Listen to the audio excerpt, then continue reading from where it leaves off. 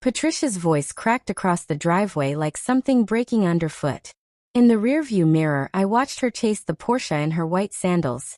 One hand raised like she thought she could stop a moving vehicle with her palm. Noah sat behind me in his car seat, 3 years old, both fists wrapped around a little red truck he never let go of. He didn't cry. He just watched his grandmother get smaller in the back window. Now, let me back up. I need to tell you about the house before I tell you about that afternoon, because none of what happened makes sense without it. I grew up mostly in my grandmother's house on Corbin Ridge Lane, in Fairfax County, Virginia. My own mother was fighting things she couldn't always win, so it was Ruth Whitfield who raised me. A colonial with creaking stairs and a maple tree that dropped leaves faster than anyone could rake them. Grandma Ruth was the kind of woman who wrote everything down. Appointments, receipts, the exact date the gutters were last cleaned. Measure twice, she used to say. People lie. Numbers don't. The summer I turned 23, she pressed a small brass key into my palm. This is yours now, she said. House, land outside Richmond, all of it. Don't let anyone tell you different, and don't let anyone talk you out of what you know is true. I kept that key on my ring for 11 years. I sold the Richmond land 2 years later, and used part of it to buy a certified pre-owned Porsche Cayenne. Practical, safe, big enough for a family I hope to have one day. Both purchases happened before I met Daniel. The deed and the title were in my name alone. My estate attorney told me to keep it that way, so I did. I work as a claims adjuster. I spend my days building files that have to hold up under scrutiny. Dates, signatures, timestamps. On drill weekends, I do logistics work for the Army Reserve, which means the same thing in a different uniform. Track everything. Assume someone will ask you to prove it later. Daniel used to tease me about it. You'd make a good detective, he'd say, watching me alphabetize our tax folders on a Sunday afternoon. I married him 5 years ago. He worked in commercial sales, the kind of job where confidence was the product.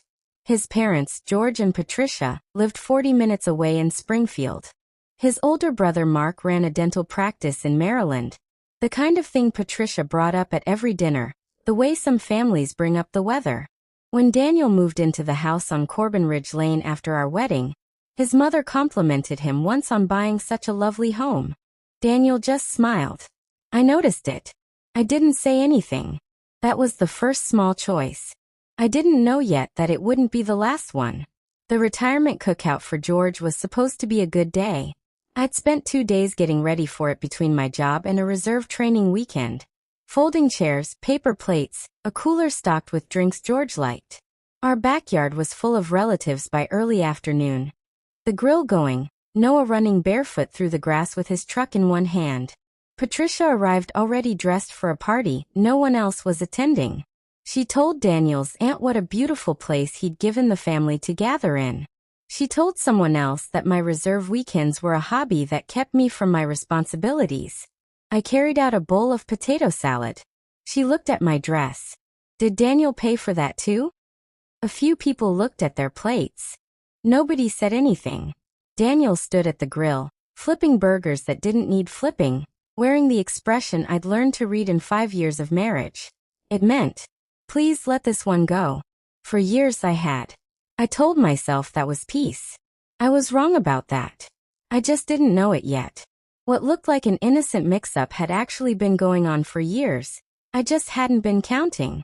Early in our marriage, at a Sunday dinner, Patricia praised the colonial on Corbin Ridge Lane and asked when Daniel had found time to close on it before the wedding. Daniel didn't correct her. He just said, timing worked out. It wasn't a lie, exactly. It also wasn't the truth. I asked him about it in the car afterward. Why hadn't he told her that it was my grandmother's house, my name on the deed? She's proud of me, he said. Why embarrass her over paperwork? I let it go. I told myself a strong marriage didn't need public credit. The second time was smaller, almost invisible. At our second anniversary dinner, Patricia mentioned to a table of relatives that Daniel had bought me that fancy car as a gift. Daniel laughed it off instead of correcting her. I remember watching his hand rest on the stem of his wine glass, perfectly relaxed, like the sentence hadn't cost him anything. I didn't correct it either.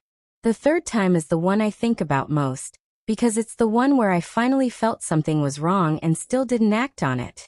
George mentioned, almost in passing, that he and Patricia had been talking about selling their house after his retirement. That Daniel had told them they were welcome to move into our downstairs guest suite while they looked for something smaller. I hadn't agreed to that. I hadn't even been asked. I figured you'd come around, Daniel said, when I brought it up that night. They're my parents. I remember standing in our kitchen with the tap still running, thinking, he made a decision about my house without me in the room. And then I remember letting it go. The way you let go of a splinter you've decided isn't worth digging out. You know that feeling, when you've been patient so long that patience itself starts to feel like the only skill you have left. I want to be fair about something. Daniel wasn't cruel in those years. He remembered our anniversary. He got up with Noah at 2 in the morning without being asked. That's what made it so easy to excuse the rest. Then for a while things were good. Genuinely good. That spring, we took Noah to the Outer Banks for a week, just the three of us. Daniel built sandcastles with a level of concentration usually reserved for his sales quarter. He held my hand on the drive home and said out of nowhere, I don't say this enough. I know how much you carry. I believed him. I let my guard all the way down. I didn't know then that every excuse I'd made for Daniel had quietly become a debt. I didn't know that George's retirement party would be the day the bill came due. Patricia crouched beside Noah while I was still holding a serving spoon, and smoothed his hair back from his forehead. One day, she said, loud enough for the whole yard to hear, you'll understand that your father is the one who keeps a roof over your head. I set my glass down on the folding table. Patricia, please don't undermine me in front of my son. The yard went still. Even Noah looked from her face to mine, waiting to understand what had just happened. Patricia straightened up slowly, like she'd been the one wronged. After everything this family has done for you, you choose George's retirement party to disrespect me. I asked you not to say something untrue to my child. She pressed a hand flat against her chest. Daniel finally stepped away from the grill. I thought for one second he was coming to stand beside me. He wasn't. Claire, apologize to my mother. I looked at him. Really looked. His jaw was tight, his eyes flicking to the relatives at the picnic tables, to his brother Mark, to his sister Megan holding a paper plate she'd stopped eating from. Either apologize to my mother, he said, or pack your things and get out of my life. Noah was close enough to hear every word of it. That was the thing that decided it for me. Not the insult about the car. It was watching my 3-year-old son's face while his father chose an audience over him. Fine, I said. I'll go. I carried Noah through the house. I only stopped long enough to grab his overnight bag from the hall closet. The one I kept packed for nothing in particular, because I document things, because I plan for what I hope never happens. Daniel followed us as far as the porch. He didn't try to stop us. Patricia was still yelling about the car as I pulled out of the driveway. I drove 10 minutes to a hotel off Route 50. Once Noah was settled with his truck and the hotel remote, I texted Daniel our location and offered a video call. Whatever was happening between us, I wasn't going to make our son disappear as punishment. He didn't answer. At 8 the next morning, my attorney called him instead. Her name is Elena Morales. She has a corner office in Fairfax and a way of stating facts that makes them impossible to argue with. She called me 15 minutes after she hung up with Daniel. He's angry, she said. But he listened. That matters. I sat on the edge of the hotel bed that afternoon while Noah stacked plastic cups on the carpet, and I asked her to help me review our joint accounts before I made any decision about the marriage. I expected ordinary things. A few purchases he'd forgotten to mention. The first 16 months of statements came through by that afternoon. Near the bottom of the file were repeated transfers to George and Patricia. $300 here, $800 there, over 16 months. Some were labeled home repair. Some said car payment. One near the middle just said Dad. Together, they came to just under $12,000. I sat very still. Noah knocked his tower of cups over and laughed at the sound. I didn't move. I picked up my phone. I didn't call Daniel. I found the brass key on my keyring instead, and turned it over once in my fingers. People lie. Numbers don't. Elena's office smelled like coffee and printer toner. She laid out 3 things. The deed to the house on Corbin Ridge Lane, the title to the Kian, and the 16 months of statements with the transfers highlighted in yellow. The house and the car were both acquired before your marriage, she said. Your name alone on both. The transfers are a separate issue, and a more complicated one, because they came from a joint account. That makes them harder to unwind cleanly. It does not make them permissible without your knowledge. She explained the practical parts plainly. Neither the house nor the Kian could be sold, borrowed against, or transferred while ownership was under review. A temporary parenting schedule would protect Noah's routine. My own future paychecks could move into a new account in my name while the joint one stayed frozen, untouched, so nothing could be said later about who took what. This isn't about punishing him, she said. It's about making sure no one can rewrite what happened afterward. That evening, Daniel called. He didn't ask about Noah first. What exactly did you tell your lawyer? I told her the truth, I said. Now I want you to do the same. You're turning one bad afternoon into a legal war. No, I said. Your mother humiliated me in front of our son, and you told me to leave. I'm making sure we handle what comes next responsibly. I asked him the question that had followed me from the cookout to the hotel to Elena's office. Why does your mother think she has the right to throw me out of my own house? He blamed her first. Said she exaggerated things, like telling relatives her sons were successful. None of that explained why she believed the Porsche was his. Daniel, I said quietly. What did you tell them? It came out in pieces. Years of being compared to his brother Mark. Mark's dental practice, Mark's vacations, Mark's new house in Bethesda. One Sunday, when Patricia praised our home, Daniel had told her he'd bought it before the wedding. Said my name was on the deed for financial reasons. Later, he told the family the Kian was an anniversary gift from him to me. I sat on the edge of the hotel bed, watching Noah stack his cups again, and understood something I hadn't let myself understand before. This wasn't a misunderstanding I'd failed to correct. My husband had built an image of himself out of things that belonged to me, and let his family treat me like a dependent because their contempt made the story easier to believe. There's more, he admitted. His parents had been talking about selling their house after George's retirement. Daniel had already told them they could move into our guest suite while they looked. You offered them a room in my house without asking me. I thought you'd come around. They're my parents. So you expected me to accept a decision you'd already made. He apologized. But even then, he asked if I could just apologize to Patricia so everyone could calm down. You still think the problem is that your mother's feelings were hurt, I said. I hung up. I sat with the brass key in my palm for a long time after that. George called me 2 nights later, and he sounded older than he had at his own retirement party. Claire, he said. Patricia says the house is Daniel's. Daniel says it isn't. And now I'm hearing the money he gave us came out of your joint account. I think this family needs to hear the truth from beginning to end. I agreed to one meeting, in a neutral place, with one condition. I won't expose Daniel for you, I told him. If we meet, he tells all of you himself. The meeting happened the following Tuesday, in the office of a family counselor George knew through his church. The room was deliberately plain, 4 upholstered chairs, a box of tissues, no photographs on the wall that anyone could claim as familiar territory. Patricia arrived carrying a folder, and the same certainty she'd carried into the backyard. Before we'd even sat down, she accused me of keeping Noah from Daniel, and using legal maneuvering to seize property. I have never denied Daniel his scheduled time with Noah, I said.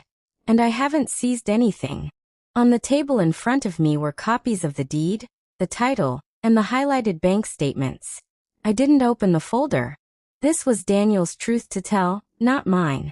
George looked at his son. You asked us to come. Start talking. Daniel's hands stayed clasped between his knees. For several seconds he stared at the carpet. Then he admitted it. That the house had been mine before our marriage. That the Porsche had been bought with money from land my grandmother left me. That there had never been a mortgage for him to pay. And neither property had ever belonged to him. Patricia's face changed. Daniel kept going anyway. He admitted telling them he'd bought the house. He admitted presenting the Porsche as his gift to me. He told them I'd never invited them into the guest suite.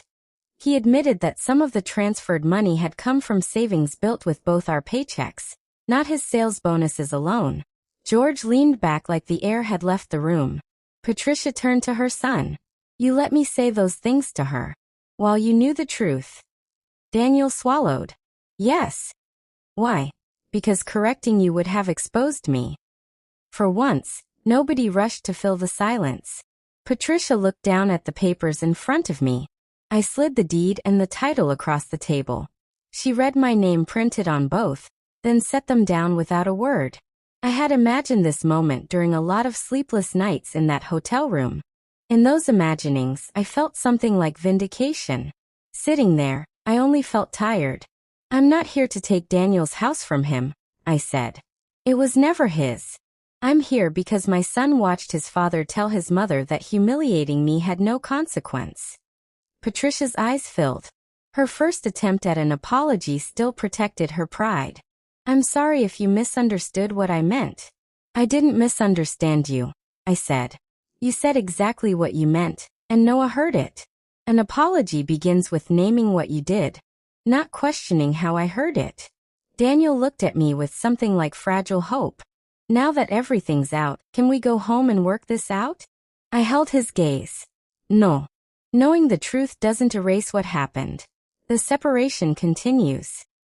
Driving back to the hotel, I cried at a red light where no one could see me. 2 days after the meeting, Daniel rented a furnished one-bedroom near Noah's preschool. He returned his house key without being asked and collected his things while Noah was with me at the park. Watching him carry boxes out of the house we'd planned to grow old in was its own kind of quiet pain. Patricia reacted differently. She called relatives and told them I was using money, lawyers, and my army connections to destroy her son. A cousin sent me a message asking if I'd really stolen Daniel's house. I typed a reply, deleted it, and set the phone face down on the counter. I could have posted the deed. The title. Every highlighted transfer. For one angry minute, I wanted everyone in that family to see exactly who had lied. But public humiliation was what had gotten us here. I wasn't going to pick up the same weapon and call it justice.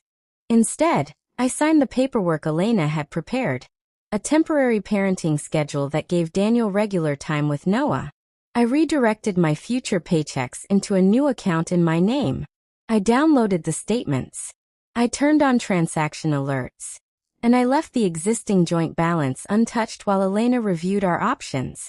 A week later, Daniel signed a repayment plan for the full $12,000, no dispute over a single figure.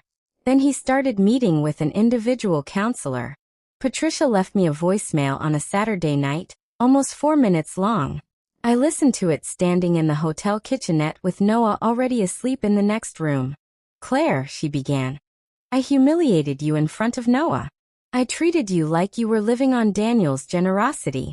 I screamed at you about a car that was never his, and I helped make your little boy feel unsafe in his own home. Her voice shook, but she didn't reach for an excuse. I was wrong, she said. You don't owe me forgiveness. I only wanted to say that clearly. I listened to it twice. It didn't repair anything. But it was the first time Patricia had described her own behavior without a single if attached to it. Over the next 3 months, Daniel kept to the parenting schedule without fail. He never once used Noah to ask when he might come home. Patricia sent a short message asking whether I'd meet her and George somewhere public. I agreed to 30 minutes, at a bench near the county library. She told me George's retirement had frightened her more than she'd ever admitted. Their savings were thinner than she'd let herself believe, and she was afraid of becoming dependent on her children. Daniel's stories about the house, the car, his success, had reassured her that she'd raised a son who could take care of everyone. So I clung to that picture, she said. And when you challenged it, I treated you like the threat. Fear may explain why you behaved that way, I said. It doesn't excuse what Noah heard. I know. I told her that any future relationship with my son would require clear boundaries. She didn't argue. I'll follow your rules, she said. They aren't punishments, I told her. They're the conditions that make a relationship safe. That evening, Daniel called after Noah was asleep. My counselor thinks we should meet together, he said. Not so I can talk you into taking me back. I need to understand whether I destroyed something we can't rebuild. I'll attend, I said. But counseling isn't a promise you're coming home. I agreed to 90 days of counseling with Dr. Evelyn Carter. On one condition I said out loud in the first 5 minutes. We're not here to decide how quickly Daniel can move home. We're here to learn whether trust can be rebuilt at all. During our third session, Dr. Carter asked him a simple question. Whose approval were you protecting at the cookout? Daniel looked down at his hands for a long moment. My mother's, he said. And I protected it at the expense of my wife and my son. He explained that Patricia's disappointment had frightened him since childhood. That every comparison to Mark had made him feel like the lesser son. And instead of sitting with that feeling honestly, he'd manufactured a version of himself that could survive her scrutiny. Then Dr. Carter turned to me. What did silence protect for you? It protected me from conflict, I said. I told myself I was keeping the peace. Really, I was teaching Daniel that I would absorb disrespect to keep everyone else comfortable. Dr. Carter gave us a distinction I carried home with me for weeks afterward. Forgiveness is personal, she said. Access is earned. Trust is evidence gathered over time. So I watched the evidence. Daniel kept going to counseling.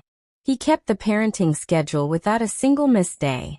When Patricia had her first short visit with Noah, she arrived 10 minutes early and waited in her car until the scheduled time.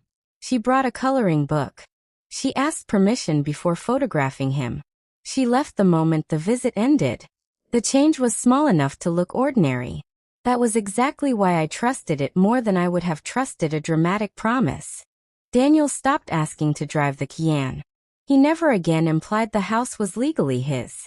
In one session, he admitted that both the car and the house had become symbols of a success he wanted other people to see, instead of the security my grandmother had actually built them to be. At the end of 90 days, I wasn't ready for Daniel to come home. But I was no longer certain that divorce was the only safe road left. 6 months after the cookout, Noah's 4th birthday came around. I almost canceled the whole thing. But Noah had spent weeks talking about cupcakes and the playground's fast slide. And he deserved one day that didn't belong to the adults' mistakes. Daniel arrived early with folding tables and didn't act like setting them up earned him anything. Patricia waited at the gate until I invited her in. For the first hour, everything felt cautiously ordinary. Then Daniel's sister Megan stood by the picnic table while Daniel cut the cake.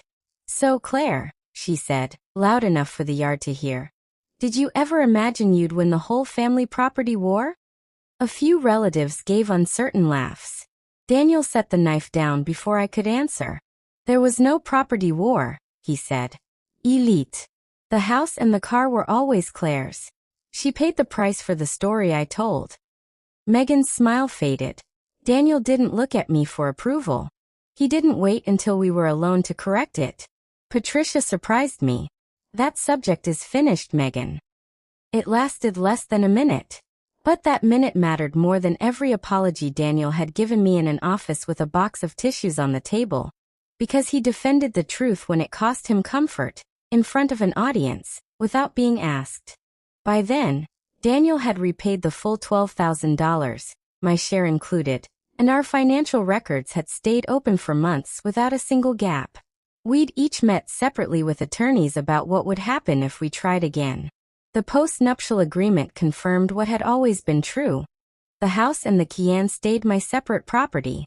It stated in writing that Noah's needs and his time with each of us would never be used as leverage again. After the party, we sat on a bench while Noah chased bubbles with George. I told Daniel that what he'd done with Megan mattered.